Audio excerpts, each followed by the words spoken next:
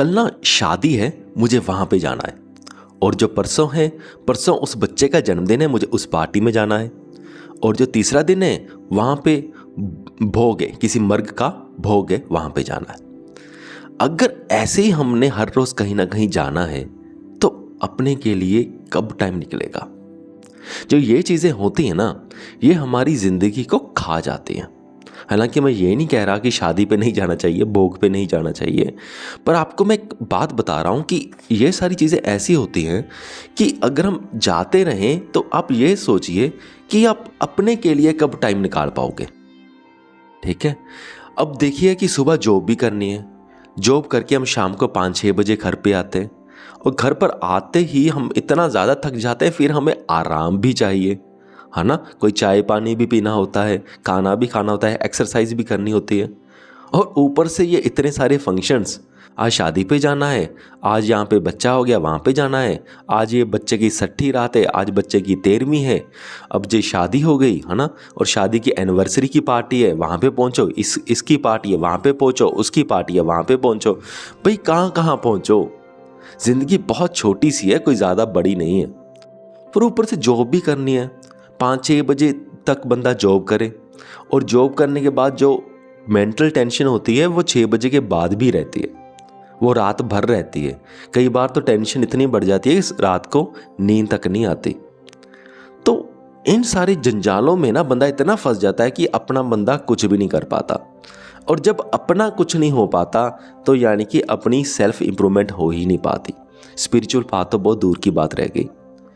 तो ना हमें कुछ सीखना होगा कि हम जो ज़्यादा ही वेरी वेरी इंपॉर्टेंट फंक्शंस हैं ना, तो उन्हीं को सिलेक्ट करें, उन्हीं को अटेंड करें, और बाकी सबको छोड़ने में ही हमारी भलाई है।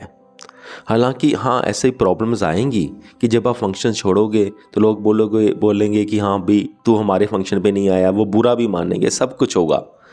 पर फिर भी ये सारा कुछ छोड़ने में ही भलाई है, क्योंकि जब तक हम अपने ऊपर काम नहीं ना करेंगे तब हमारी ग्रोथ नहीं होगी। तब हमारी लाइफ वैसी होगी जैसे एक आम आदमी की लाइफ है, क्योंकि आम आदमी ही ये सारी चीज़ों को फॉलो करता है। वो हर फंक्शन में जाता है ना, ऐसे छोटे मोटे बर्थडे फंक्शंस पे जाता है, बर्थडे पार्टीज़ पे जाता है, शादियों पे जाता है, हर किसी भोग में जाता है, और जो भी जिस तरह का भी छोटा मोटी पार्टीज़ होती हैं, जैसे किसी नया घर बनाया वहाँ पे जाता है। तो आम बंदा सारी चीज़ें अटेंड करता है और सभी को खुश रखने की कोशिश करता है। पर हैरानी की बात यह है कि खुश फिर भी कोई नहीं होता, वो अलग बात है, लेकिन वो हर तरह की कोशिश करता है, सोशल रहने की कोशिश करता है। पर जो ऐसे आम इंसान होते हैं वो अपनी ज़िंदगी में कभी खुश नहीं रह पाते, कभी नहीं खुश रह पाते, क्योंकि उन्होंने अपने माइंड के ऊपर कभी काम नहीं किया, अपनी लाइफ के ऊपर कभी काम नहीं किया। तो इसलिए कोशिश कीजिए, मैं यही भी नहीं बोल रहा हूँ कि बिल्कुल सोशल ना रहिए, ज़्यादा इंपॉर्टेंट फंक्शंस को अटेंड कर लीजिए, पर कोशिश कीजिए अगर 100 चीज़ें आती हैं ना, 100 फंक्शंस आते हैं तो 10 ही अटेंड कीजिए, तो वेरी वेरी इंपॉर्टेंट है। बाकी सबको छोड़ने में भलाई होती है, क्योंकि अगर आप एक जाने के पास एक फंक्शन अटेंड करोगे ना, तो वो आपको अपने घर के हर फंक्शन में बुलाएगा, और हर फंक्शन में अगर आप जाओगे तो आपकी पर्सनल लाइफ आपकी ख़त्म हो जाएगी। तो इन बातों का ज़रा ध्यान रखिए। तो कई बार मैं ये भी सोचता हूँ कि जैसे कई लोग प्रॉपर संन्यास ले लेते हैं, है ना, जॉब छोड़ देते हैं, सब कुछ छोड़ देते हैं, तो मैं समझ पा रहा हूँ कि वो ऐसा क्यों करते हैं। क्योंकि जब जॉब में भी करते हैं ना, सपोज़ करो अगर हम जॉब कर रहे हैं, जॉब में हमारे जो स्टाफ हैं, सपोज़ करो 20 लोग हमारे काम करते हैं, तो अगर एक साल में सपोज़ करो एक बंदे के घर 2 फंक्शंस हैं, तो 20 लोगों के एक साल में 40 फंक्शन हो गए। तो सपोज़ कीजिए, तो सोचिए ज़रा कि एक साल में 40 दिन तो आपने फंक्शंस ही अटेंड करने, तो कितनी बुरी हालत हो जाएगी।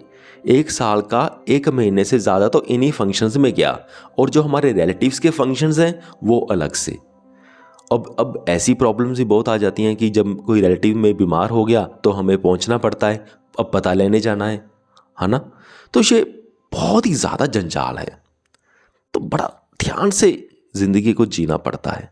तो इसलिए जैसे लोग संन्यास लेते हैं ना पूर्ण तौर से, वो इन्हीं वजहों से लेते हैं कि मेरा नाता ही कट जाए। अगर नाता ही कट जाएगा तो बार बार फंक्शंस में जाना ही नहीं पड़ेगा। तो ये सारी चीज़ें हैं। चलो ठीक है, वीडियो लंबा हो रहा है। मुझे उम्मीद है कि आपको मेरी बात मेरे पॉइंट समझ में आ गए होंगे। तो इस वीडियो को यहाँ तक देखने के लिए आपका बहुत बहुत धन्यवाद।